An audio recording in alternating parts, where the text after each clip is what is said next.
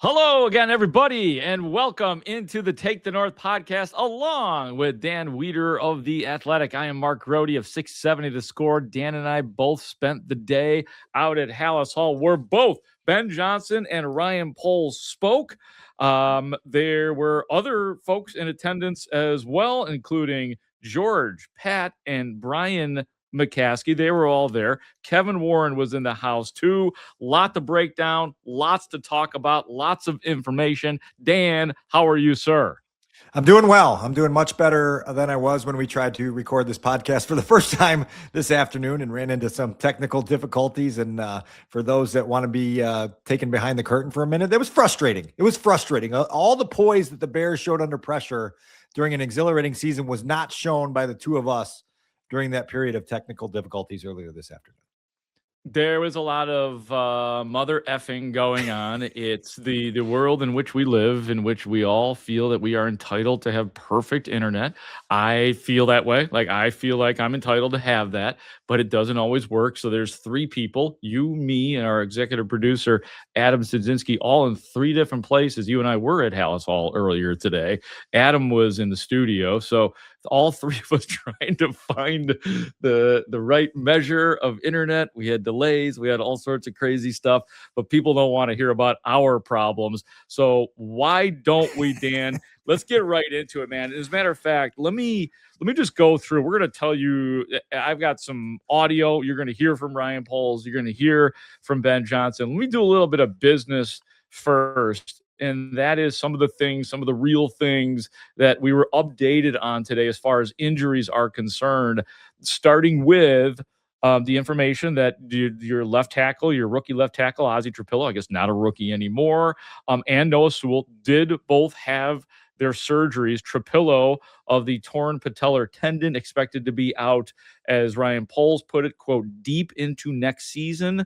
That's something that we had surmised and figured and assumed. So that is real. Sewell, also a long-term injury. It's the Achilles tendon. So it's going to be a while for both of those guys. The good news, Dan, though, on the mend, Dayo Odangbo, Shamar Turner, TJ Edwards, Terrell Smith, Karan Amagaji, Zay Frazier, all of those guys should be back this offseason.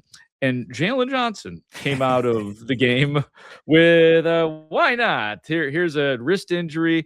Ryan Poles was pretty clear that it's a minor wrist injury. So hopefully that is the case, and that is something he'll shake off in the next couple of weeks. But obviously he is still dealing with recovering from the groin injury. Yeah, Ryan Poles gave an extended opening statement to his portion of the press conference today, and mixed within it was all those updates that you just gave. But there was a couple of those that just, was like, oh yeah, by the way, Jalen suffered a significant wrist injury on Sunday, but it's no big deal, and so it's another one of those ones. Over time, we'll be the judge of that, right? Like we'll see if it's no big deal as long as Jalen's out there during the offseason program and back in action after a season that was interrupted by injury. When you talk about Trapillo, I think that's the biggest news right now for the Bears, because it means that you cannot factor him into your offensive plans for 2026.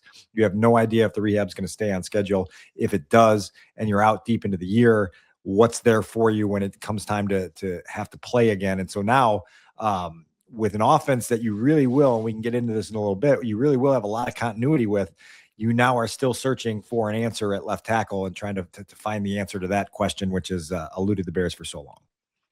Which, with all the big things that we know the Bears have to deal with the many free agents and some big names as well, that may have moved to the forefront in terms of that being the biggest need for the Bears, a left tackle.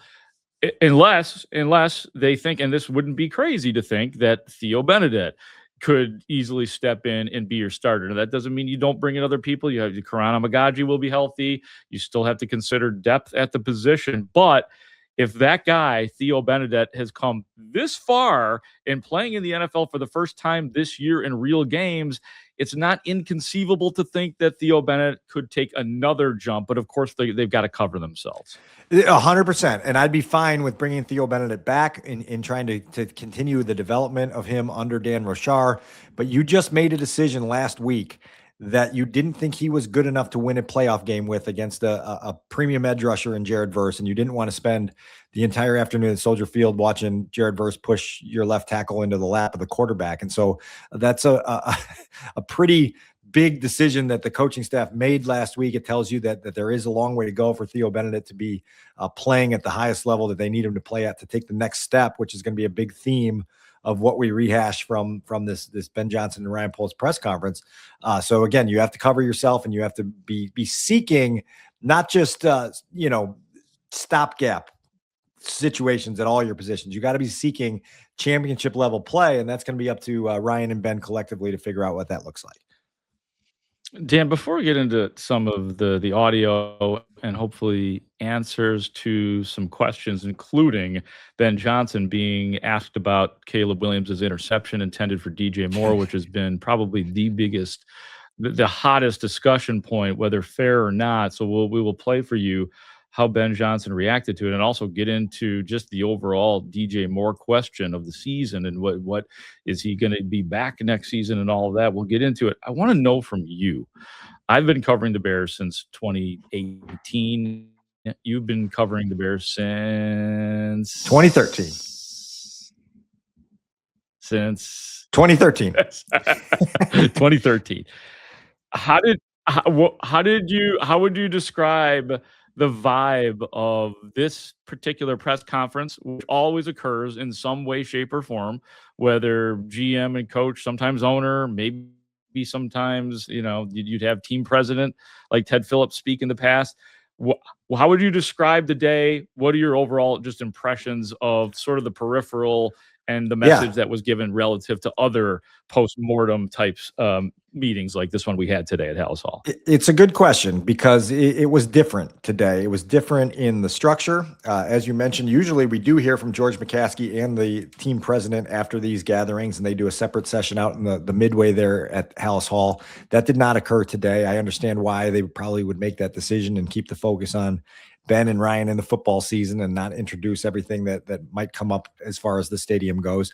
It also, because the Bears won the division and won a playoff game, it was less of an inquest and more of an assessment conversation about the Bears, right? Like there weren't these hot button issues where we had to demand answers to try to get a feel for what the direction of the franchise is, which is usually the state of these end of season press conferences. Even in 2018, when the Bears made it to the playoffs and won the division and had that dream run, which we've talked about 1,000 times on this podcast, that end of season presser included several questions about the kicker going on the Today Show to take a victory lap for how well he handled missing the double doink kick, which added an element of what the is this, right? Like, and so there wasn't any of that today. There was, I think, for optics purposes, there was one podium, right? For the first time in my recollection, the head coach stood up there by himself, and then the GM stood up there by himself. And that clearly is a decision that the Bears made, that these two men weren't going to sit side by side and take questions together, which to me, and you can tell me if you interpret it differently, was the latest firm declaration of who's running the show here, who's at the steering wheel.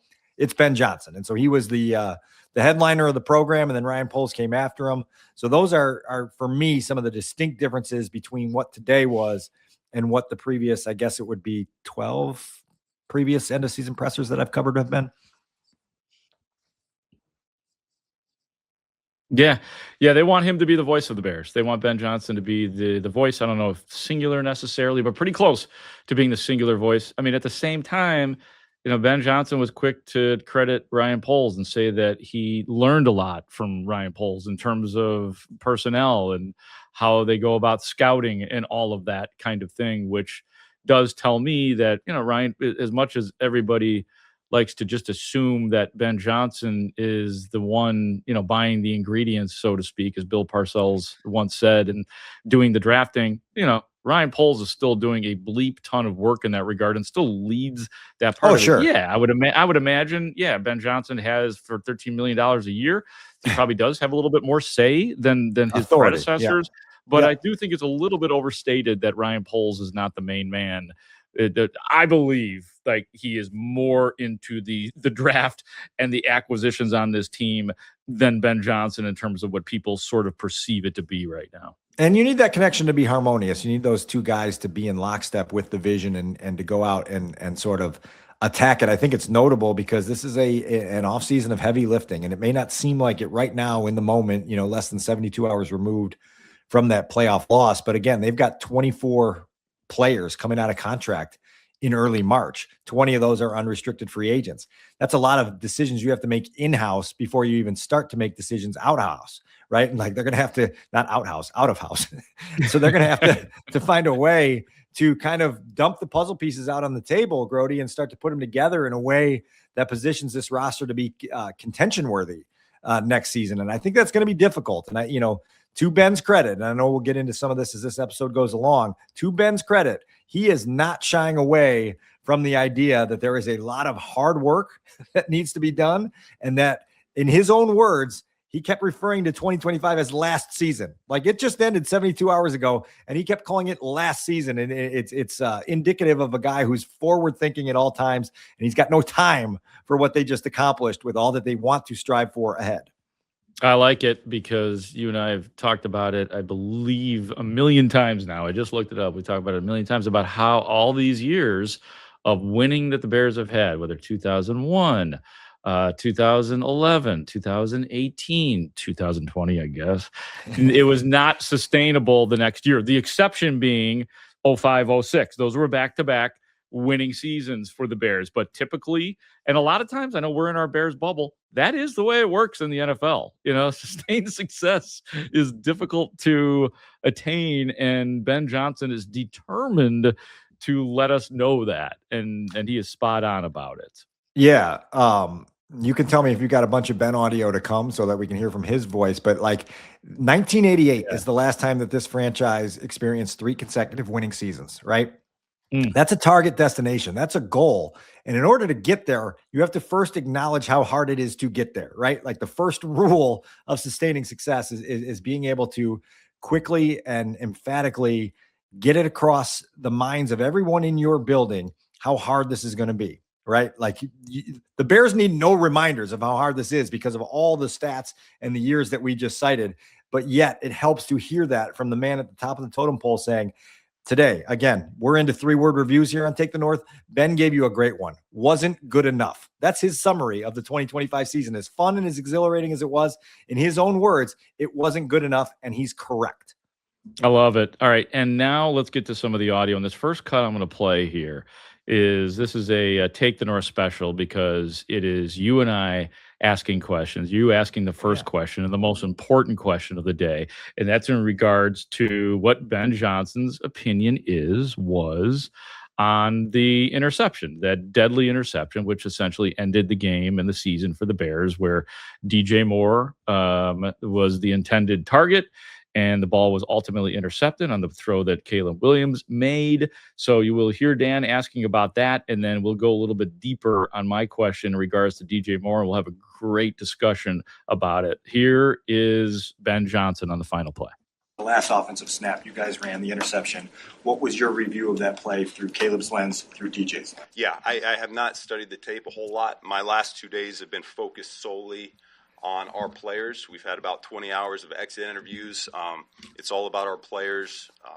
I'll go back, I'll review that tape. Here's what I'll say just off the cuff about that particular play.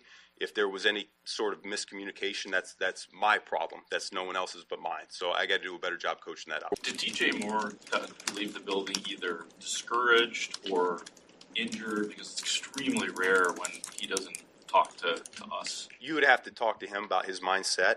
We had a really good exit interview, and he's a player that I felt really helped us get to the point to where we were this year. We had an opportunity there, a couple games away from the Super Bowl. So I thought he was a huge contributor to getting us there. All right, let's start with your question, Dan. Did you buy any of that? That he hasn't studied the tape of that play, that he has no idea what actually happened. That's why I'm laughing, because listen, like we've come to know Ben as very direct, very forthright, a guy that you can trust his word on most things. The polygraph would have been going off the charts on this one if we had him hooked up there today. I picture a scenario where we're at the combine in Indianapolis next month, and we have you gotten around yet to watching the last offensive snap of the season yet? Can you give us a final verdict?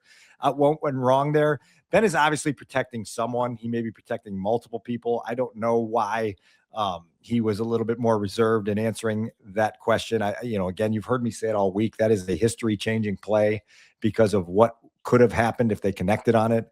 It puts them in field goal range in sudden death overtime of a playoff game to advance to the NFC Championship game. And we're still trying to find answers on what DJ saw that Caleb didn't, what Caleb did that DJ didn't. Look, it feels to me, having just kind of pieced it all together with all the voices that we've heard from over the last several days, that DJ should have seen things with his eyes, understood where the safety leverage was, and flattened the route out to the point where Caleb threw the football.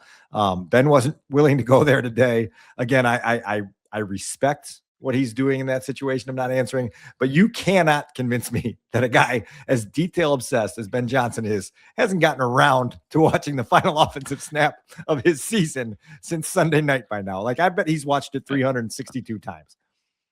I agree with you, and it is ironic and odd that two guys in Ben Johnson and DJ Moore, who are two guys that are about as upfront and as honest as they possibly can be, are both just, DJ is doing it by seemingly not wanting to have anything to do with the media.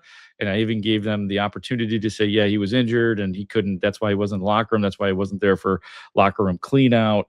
Gave them that option, and he gave me the old, well, you could talk to DJ Moore. And maybe we will. Maybe we will talk to DJ Moore. I think that OTA DJ, number one on May 14th.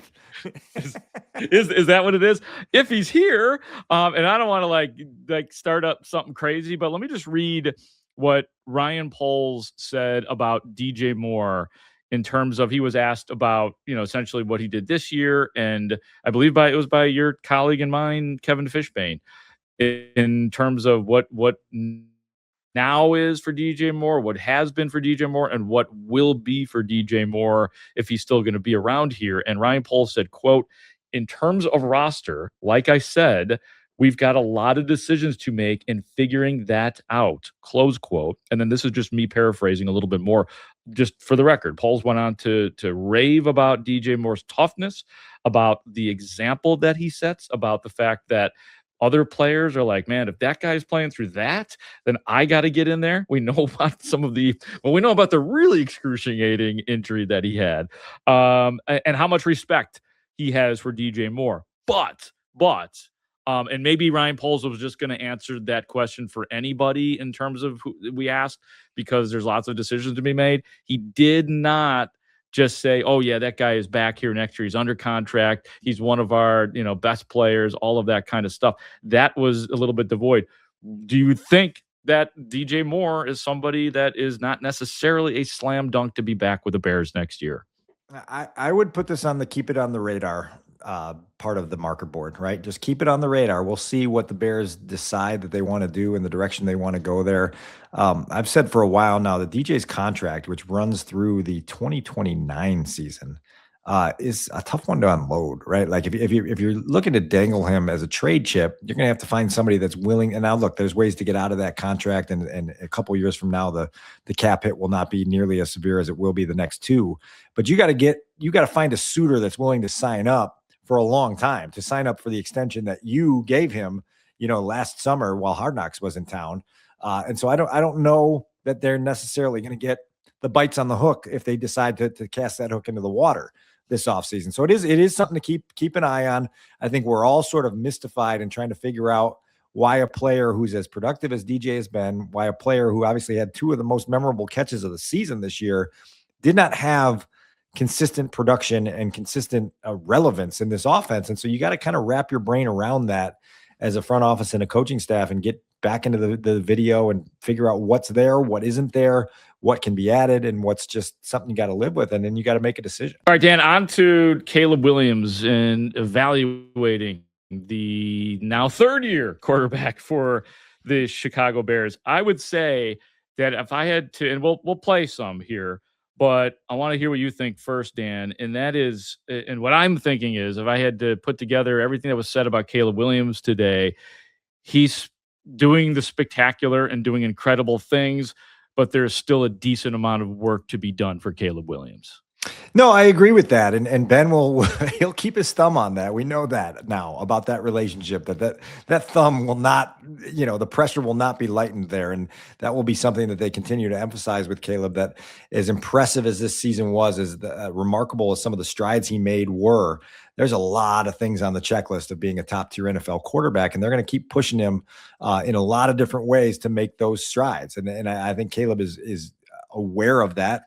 I think he's ready to attack this next phase of his quarterback development. And he's eager, obviously, as we've heard, to do it with Ben as his tutor, right? Which is probably the most important part of this, is those two guys really seem excited about the chance to continue working together, which should make all of Chicago feel really excited about what they can bring out. And so that's a big deal, right? Like going forward, that these two guys have really created that connection the way they have. I did find it funny, and John Greenberg, my colleague at The Athletic, brought it up immediately after the press conference was over, where Ben stressed, like, the first thing Caleb needs to do is get away a little bit from football. And we're like, the word get away couldn't have been out of Ben Johnson's mouth. And Caleb was on the party bus with PCA on the way to the United Center, for a couple Blackhawks and Bulls games. Caleb hasn't had trouble in the first couple of days of this offseason of finding a way to detach from football. Good for him. I'm not criticizing him. I think it's great that he's doing that and having a little fun. But that certainly was a message from Ben that he heard loud and clear. I mean, the truth about Caleb Williams is he's never needed anybody to tell him to get away from football. Come on, man. I mean, he traveled all last offseason, and I am not begrudging that. I'm supporting that. But it's like, I know Greenberg said that. Everybody's like, oh, man, he's all over the ball. No, this is what he'd be doing even if Ben Johnson didn't tell him to get away from football. Sure. He has a healthy work, social life balance, which we all should strive for. Yeah, no question. So that's part of it. And then when it's time to get back to work, he'll be ready to get back to work. Ben will be ready to give him a thick book of things that he needs to work on, and they'll go about trying to create similar improvement strides that they had in 2025 in 2026.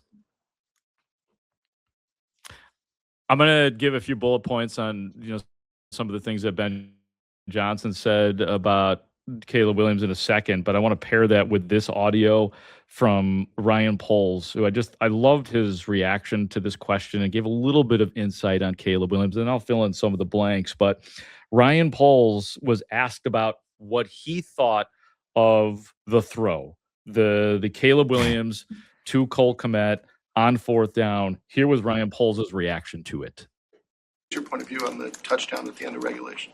Yeah, I couldn't believe it. It was a ridiculous throw.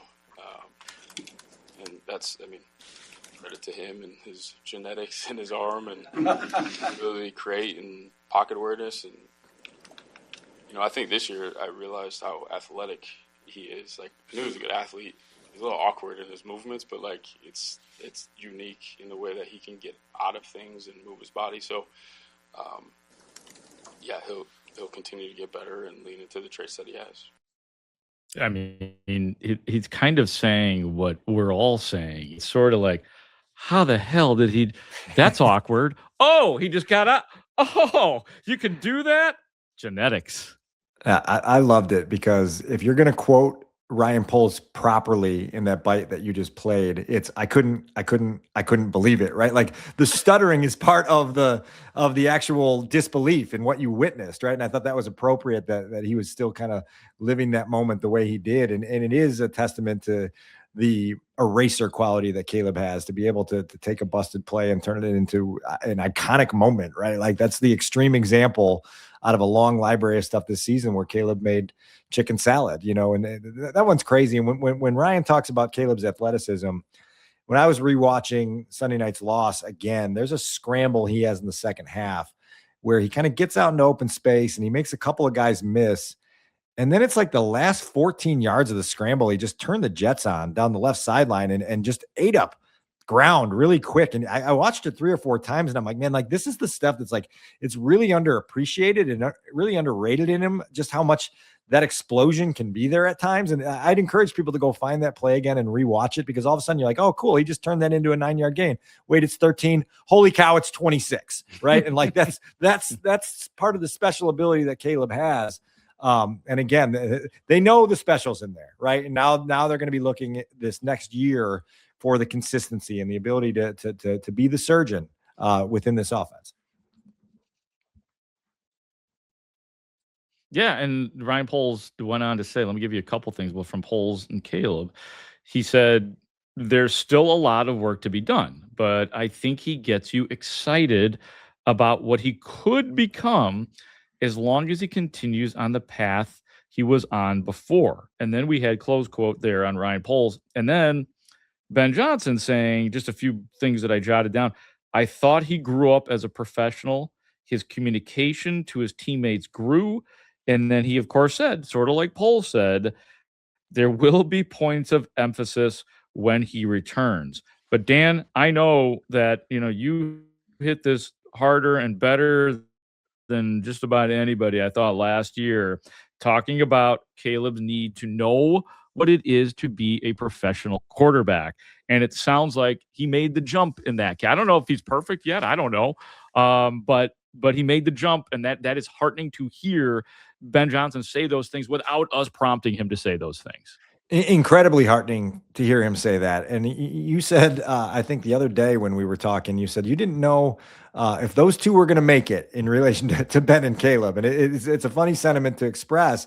And then you get to the end of the season and the end of the season press conference, and Ben Johnson standing up at that lectern and saying, I am Caleb Williams' number one believer.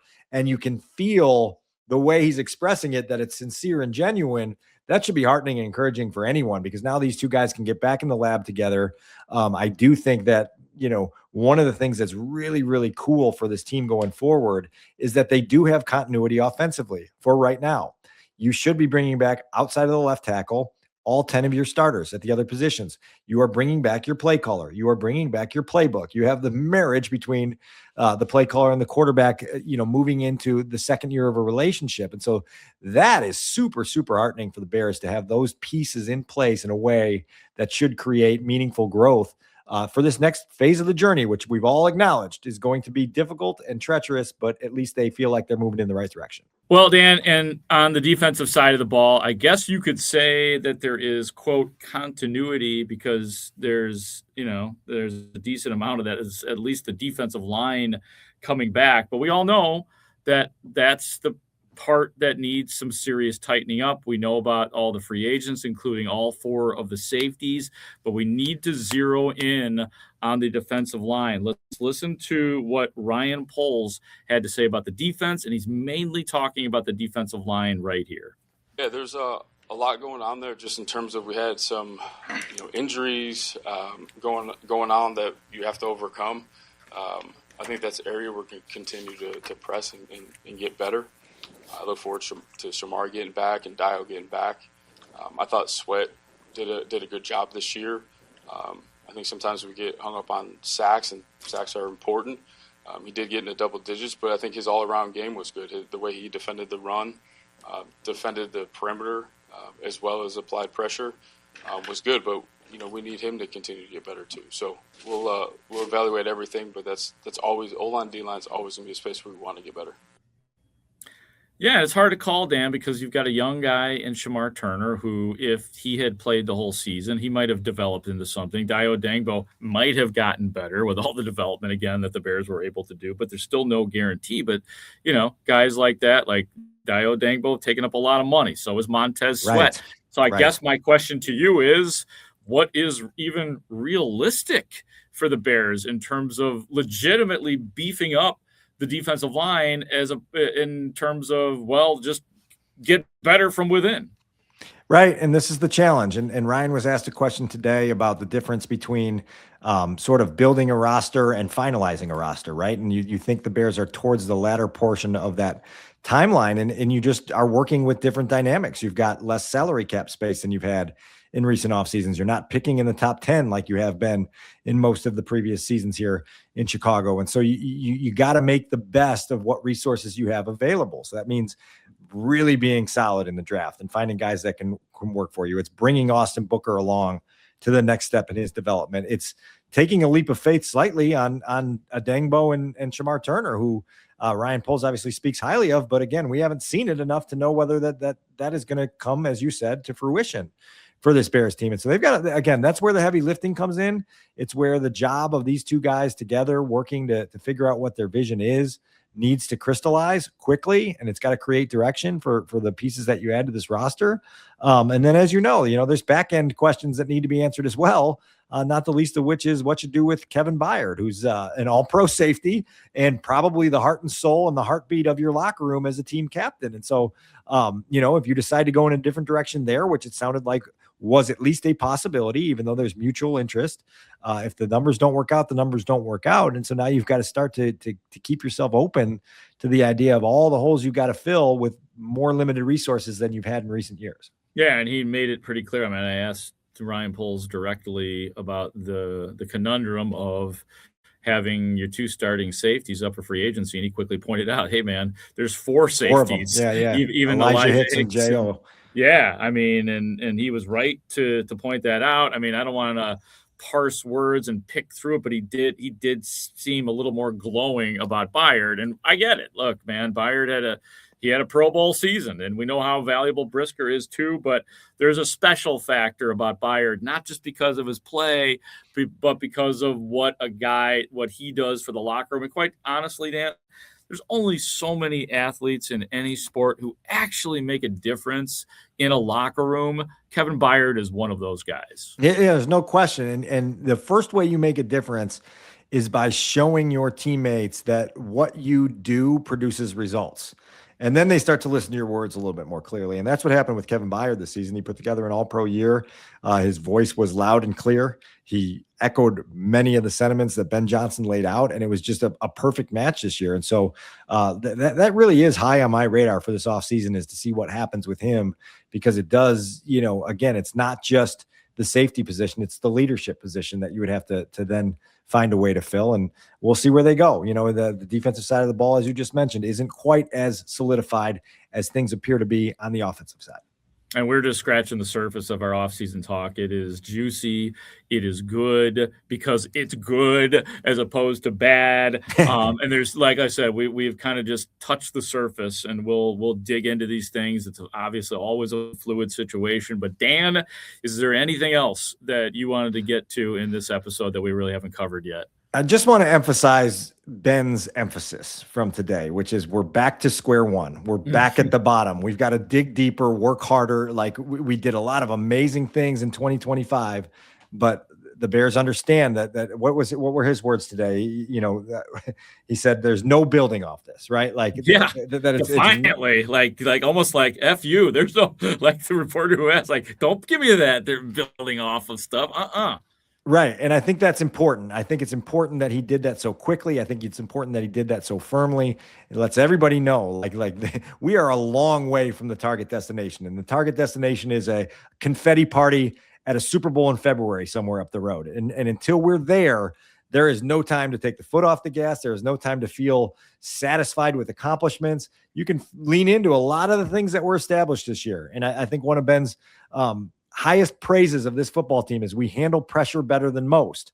But once again, they lost in the divisional round of the playoffs. There's 4 other teams still trying to get the Lombardi Trophy this year. The Bears know they missed out on an opportunity. And so now to go back again, they got a first place schedule. They got an NFC North where every team in the division finished above 500 this year. It is hard. This league is a minefield. You got to go into it with that awareness, and you got to go into it with the intent on taking things up even a level higher than this season was. If they're able to do that, what we awakened in this city this year, or what we saw awakened, it's going to be amazing to watch that elevate if this becomes a continual thing where this Bears team is consistently competing, consistently winning, and consistently doing the things that their head coach calls for. And I will end it with the Bears have an Ismail. He is Kadir Ismail. He's a tight end. He's 25. This is his 5th team, so you kind of understand the trajectory of the player. He is the son of Quadre Ismail, Quadre of the Ismails, and of course that would make him the nephew of Rocket of the Ismail. So we got an Ismail. Okay. Yeah. There's a rocket, there's a missile, and then I'm not sure what the nickname is here, but that's a huge piece of news here at the end of the season. Because that is a true nugget right there, ladies and gentlemen. That'll do it for today. We'll be all over you guys, though. For Dan Wiederer of The Athletic, for our executive producer, Adam Stadzinski, I am Mark Grote saying thank you for listening to and watching the Take the North podcast. Great talk. See you out there.